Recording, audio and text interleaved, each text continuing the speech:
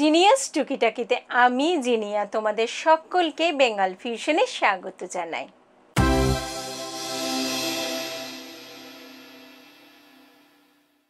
ছোট্ট সমস্যা ছোট্ট সমাধান।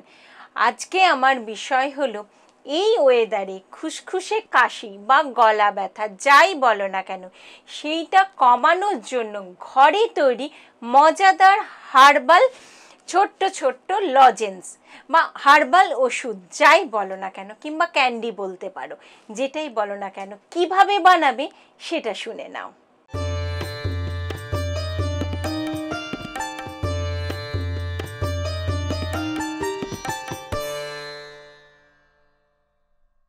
ওয়েদারটা ভীষণ বাজে, যখন তখন আমাদের গলা খুসখুস করছে, গলায় অস্বস্তি করছে, মাঝে মাঝে তো আমরা ভয়ই পেয়ে যাচ্ছি এই বোধহয় কিছু একটা সমস্যা দেখা দিল। ডাক্তারের কাছে ছুটছি, ডাক্তারের কাছে অবশ্যই যাবে, কিন্তু তার আগে ঘরে এটা তৈরি করে রেখে দাও। বাচ্চা থেকে মাঝবয়সী থেকে বয়স্ক থেকে সকলের জন্য উপযুক্ত, আর সবার খেতে বেশ ভালো লাগবে। করে দেখো কিভাবে করবে সেই কথাটাই তোমাদেরকে আমি শোনাচ্ছি। মন দিয়ে যদি শোনো তাহলে খুব সহজেই কিন্তু বানাতে পারবে। আমি তো বাড়িতে বানিয়েছি, বাচ্চারা বেশ মজা করেই কিন্তু খাচ্ছে।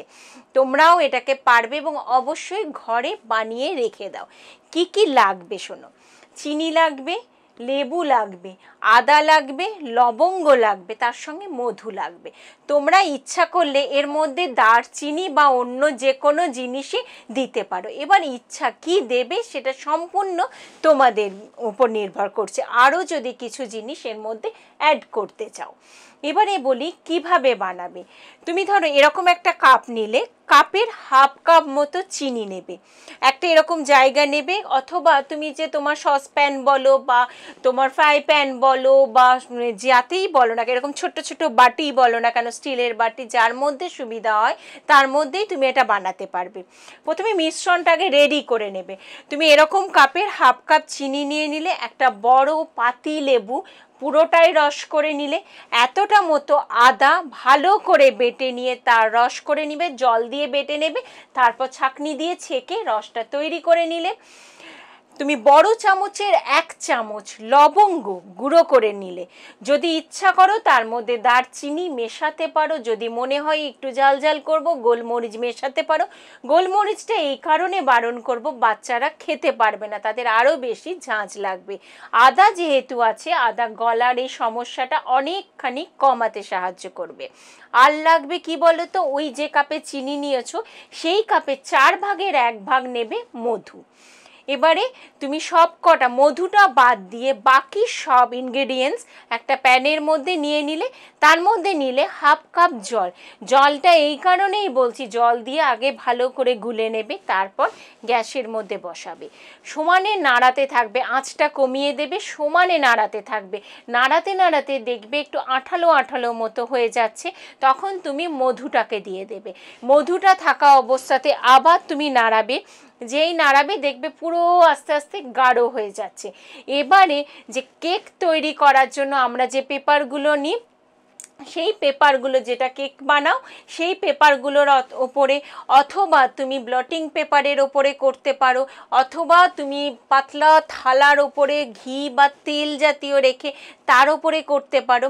এইবার তুমি ওর মধ্যে ছোট্ট ছোট্ট ড্রপ ড্রপ করে ফেলে দেবে চামচে করে, দেখবে পুরো জমে যাচ্ছে জিনিসটা। ড্রপ ড্রপ করে ফেলে দিলে শুকিয়ে গেল, শুকিয়ে গিয়ে আস্তে করে ওটাকে তুলে নেবে। তুলে নিলে কিছুটা চিনি তুমি একটু গুঁড়ো করে রেখে দিলে, এবার ওই চিনিটা যে শুকিয়ে গেল ক্যান্ডির মতো হয়ে গেল, ওই চিনিটা, গুঁড়ো চিনিটা একটু মাখিয়ে নিয়ে একটা কাঁচের শিশির মধ্যে ভরে রেখে দেবে। ওটা কিন্তু তুমি অনেক দিন পর্যন্ত খেতে পারবে, বাচ্চাদের খেতে পারবে, গলা খুসখুস করলে খেতে পারবে, যে কোনো অবস্থাতেই খেতে পারবে। এবারে বলতে পারো দিদি আমার ডায়াবেটিস আছে, আমি তাহলে কিভাবে চিনি দেবো? মধুটা তুমি দিতে পারো, কিন্তু হ্যাঁ সেক্ষেত্রে চিনিটার একটু অবজেকশন থাকতেই পারে। ডায়াবেটিস রোগীদের ক্ষেত্রে বলবো চিনিটাকে না দিয়ে বরঞ্চ মধুটাকে দিতে পারো।